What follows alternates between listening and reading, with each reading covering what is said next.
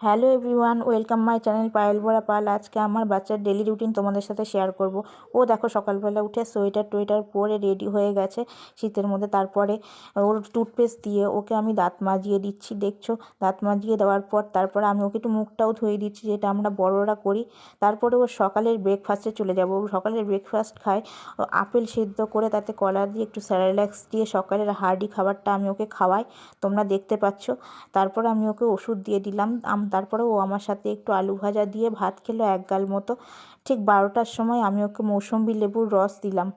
ও মৌসম্বি লেবুর রসটা খাচ্ছে, ফলে আছে অ্যান্টিঅক্সাইড, যেটা খেলে বাচ্চাদের ঠান্ডা লাগে না। তারপরে পালং শাক দিয়ে স্নান করানোর পর পালং শাক দিয়ে ভাত খাইয়ে দিলাম।